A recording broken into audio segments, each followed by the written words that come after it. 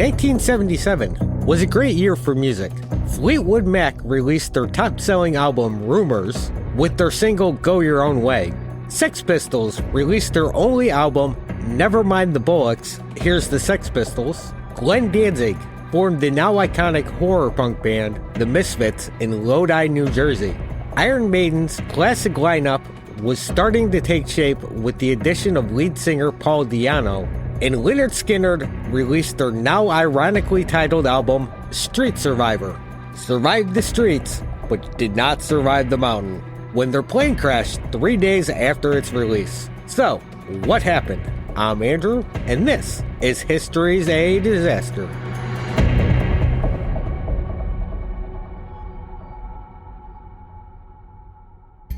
Tonight, we're diving into the mountains of the Lynyrd Skynyrd plane crash of 1977 that killed the 2 pilots and 4 members of the band and crew. And tonight's episode is brought to you by Uncle Billy Bob's Squirrel Juice. Feeling tired? Dragging ass? About to fall down because you just can't keep going? Then grab a can of Uncle Billy Bob's Squirrel Juice. Uncle Billy Bob's secret recipe juice will give you the kick you need to keep going. Whether you're chasing that sexy cousin around the family reunion or wrestling a gator, trust Uncle Billy Bob to give you the extra energy to get you through the day. Lynyrd Skynyrd is one of the most successful southern rock bands to come out of the 70s. They were founded in the mid-60s by singer Ronnie Van Zant, guitarist Gary Rosington and Alan Collins, bassist Leon Wilkinson, and drummer Bob Burns. When they met at Robert E. Lee High School in Jacksonville, Florida, they originally called themselves My Backyard. And fortunately, by 1969, they came to their senses and changed the name of the band to Lynyrd Skynyrd, a way better name. Plus, they got to poke fun at their gym teacher who didn't think much of them. You know, typical bullshit, long-haired kids ain't gonna amount to shit type of thing. Their continuing success throughout the early and mid-70s proved him wrong. In 1977, Lynyrd Skynyrd was set to headline at some of the biggest venues in the country, like Madison Square Garden, on their Tour of the Survivors, in support of their new album. The tour started in Miami, Florida on October 15th, 1977, and was supposed to run until February 1st, 1978, ending in Honolulu, Hawaii. The band's latest release was their 6th album, named Street Survivors, on October 17th, and it sold 500,000 records immediately upon release. Which is amazing, being back in the day before Amazon and shit like that, when you had to actually get off your ass, go to the record store, and buy physical music. The original cover of the album was a picture of the band surrounded by fire, and it also included an order form for a Lynyrd Skynyrd survival kit. Now, to make this tour possible, they needed a plane to get around the country. They settled on a Convair 240, which was manufactured in 1948, meaning the plane was older than the band by 1977. And the plane was originally owned by Western Airlines before being sold off. After passing through multiple owners, it eventually ended up in the hands of the L&J Company of Addison, Texas in April of 1977. In nearly 30 years of service, the plane had racked up over 29,000 flight hours. The plane was powered by 2 turboprop Pratt & Whitney R2800 engines. And who knows how good the maintenance had been on the plane after passing through multiple owners. I don't really imagine record keeping was that great back then. Especially considering when Aerosmith looked at possibly renting the plane, they took a hard pass on it. They felt that the plane and the crew were not up to their standards. Aerosmith's Assistant Chief of Flight Operations, Zunk Booker, wasn't exactly impressed at all when he saw Captain Walter McCreary and First Officer William Gray passing a bottle of Jack Daniels back and forth while they were inspecting the plane. First impressions are important, and the first time meeting a pilot that's gonna have your life in his hands, getting drunk, not exactly a good look. So, Aerosmith said no, but Lynyrd Skynyrd unfortunately said yes. And the plane was a source of problems from the very first flight.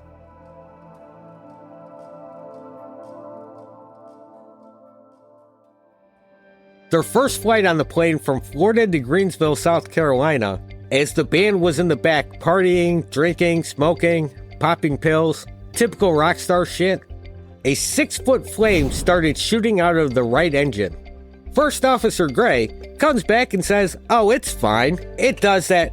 It'll go out. No problem at all." Because, engines being on fire, perfectly normal situation. Except, well, there was a problem, which caused the engine to take in too much gas. It couldn't burn all the gas, so the gas would go through the system and get shot out of the exhaust and burst into flames. Like the big-ass flame that was shooting out while they were flying.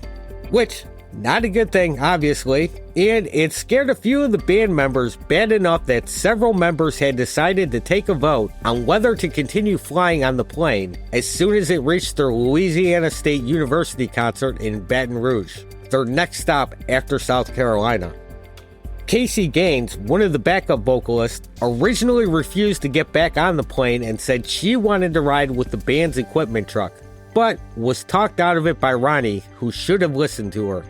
Nazareth, who was also touring with them, was invited to a barbecue and then was supposed to fly with them to Baton Rouge, but they rather smartly made up an excuse to not get on this bullshit plane. Before leaving Greenville, the Convair had been refueled with 400 gallons of fuel. However, the pilots relied solely on a faulty fuel gauge to judge how much gas they had. They just assumed they had about 5 hours worth of fuel on board. They couldn't be bothered to check fuel levels themselves, probably too busy passing a bottle of Jack around. So, they left the Greenville downtown airport at a little after 4 p.m. on October 20th, heading for Ryan Airport in Baton Rouge. Aboard the plane were the 2 pilots, Captain McCreary and First Officer Gray, both working for Falcon Aviation, and their 24 passengers, the 7 members of Lynyrd Skynyrd, along with their roadies and other members of their crew and management. They planned to fly directly to Baton Rouge. The flight was supposed to take just 2 hours and 43 minutes. During the flight, Ronnie slept toward the front of the cabin while most of the rest of the band drank, smoked, and played poker. Nearly 2.5 hours into the flight, the fuel gauge was showing dangerously low.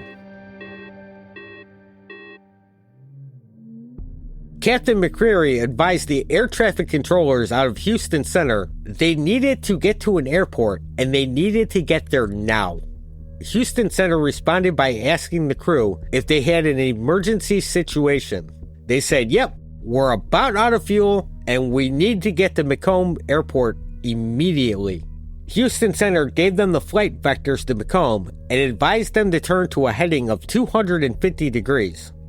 They did not confirm that a turn was initiated until a few moments later, but then they came back with, "We are not declaring an emergency, but we do need to get close to Macomb as soon as possible." A minute later, they called Houston Center back, informing them they were now completely out of gas. Houston Center replied back asking for confirmation. Their reply back was, "I'm sorry, it's just an indication of it." But the pilots did not explain what that meant. Houston Center requested the flight's altitude, and they replied back with, "We're at 4.5. And that was the final radio call between the plane and Houston Center. A few minutes later, the sound of an emergency location transmitter was heard by a nearby aircraft, broadcasting from a remote wooded section near Gillsburg, Mississippi. Aboard the plane during the radio call, the right engine started sputtering. The pilots told the passengers they were just transferring oil from one wing to another. "Everything's okay. It's fine. Everything's fine." But then, the engine went completely dead. Not long after that, the second engine died.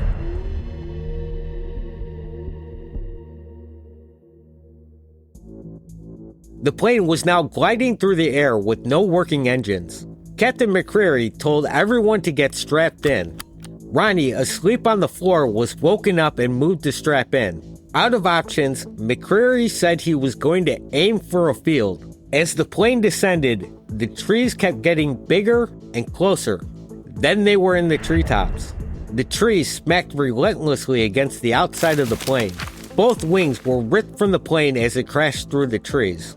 The cockpit was smashed in as it rammed through. The fuselage continued forward, smashing through the trees as it continued to fall. Inside the plane, people were hit by flying objects. Everyone not strapped in was tossed about the cabin. The plane came down into a swampy area, striking a large tree and twisting and smashing the cockpit to the left, throwing several people to the ground when the top of the cabin split open at the middle, and spilling the plane's contents throughout the mangrove on timber company acreage next to the farm of Johnny Moat. Some of the survivors managed to make it out of the top into the swamp in deathly silence. Others were helped out of the wreckage by Artemis Pyle. Realizing they needed help, Artemis Pyle, Ken Peden, and Billy Powell ran to get some. Artemis had been seriously injured with his ribs broken, and Billy had a badly broken nose as they stumbled away from the wreck. Johnny Moat, a 22-year-old dairy farmer and factory worker, was putting some hay out when the 3 bloody survivors stumbling through the cow pasture called him for help. Startled at the sight of the bloody men, thinking they were escaped felons, he fired a warning shot from a shotgun over their heads. Artemis would later claim he was shot in the shoulder, a claim Johnny would deny repeatedly. Moat realized the situation when they shouted that there had been a plane crash, helped them inside his house, and was part of the initial rescue party.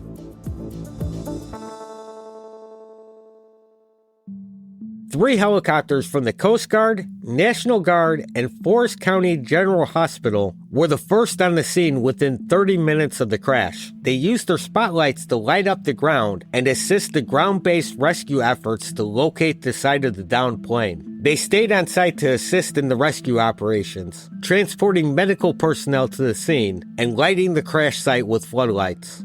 First responders, which included local hunters and farmers on the ground, had to wade through a water hole to get to the crash site, and once there, they had to remove band instruments and further tear the plane apart to free trapped survivors. The thick undergrowth of the swamp hampered rescue operations, and several emergency vehicles became stuck in the mud when they tried to drive through the woods to get close to the aircraft.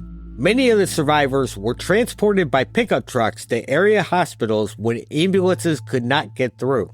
Rescue crews were also hindered by a 20-foot wide, waist-deep creek they had to cross to reach the plane. They had to bring in 2 bulldozers to cut a road through the woods and brush from the nearby Mississippi State Highway 568.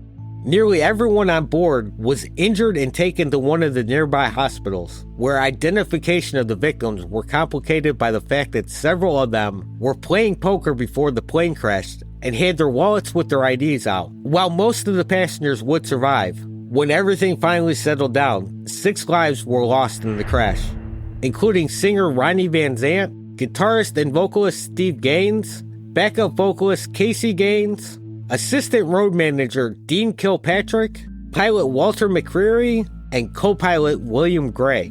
Steve and Casey Gaines, who were brother and sister, were buried October 23rd in Miami. Private services were held for Ronnie Van Zant October 25th in the Jacksonville Memory Garden. Billy Powell, on crutches with his face stitched up, was the only band member able to attend. Other friends attending included Dickie Betts, Charlie Daniels, Al Cooper, Tom Dowd, and members of Grinder Switch, 38 Special, and the Atlanta Rhythm Section.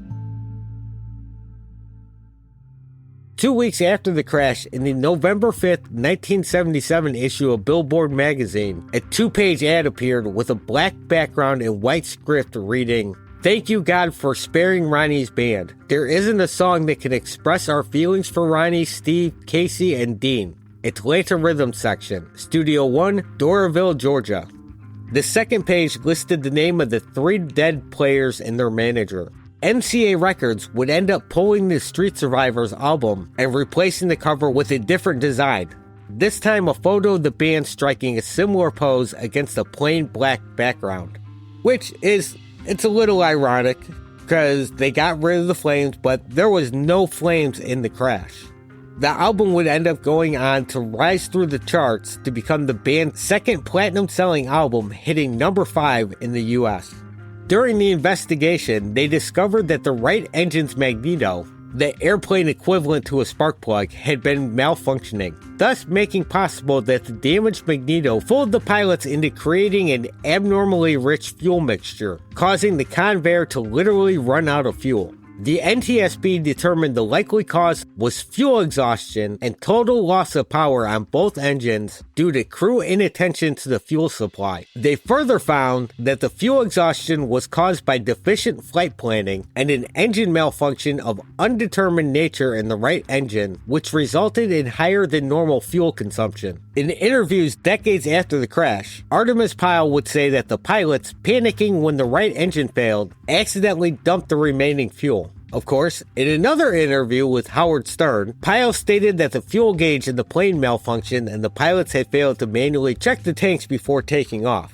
In 1987, Lynyrd Skynyrd reunited for a full-scale tour with crash survivors Gary Rossington, Billy Powell, Leon Wilkinson, and Artemis Pyle, and former guitarist Ed King. Ronnie Van Zant's younger brother Johnny took over as the new lead singer and primary songwriter. On March 16, 2006, members of Lynyrd Skynyrd were inducted into the Rock and Roll Hall of Fame in Cleveland, Ohio, including Ronnie Van Zant, guitarist Gary Rossington, Alan Collins, Ed King, and Steve Gaines, bassist Leon Wilkinson, keyboard player Billy Powell, and drummers Bob Burns and Artemis Pyle.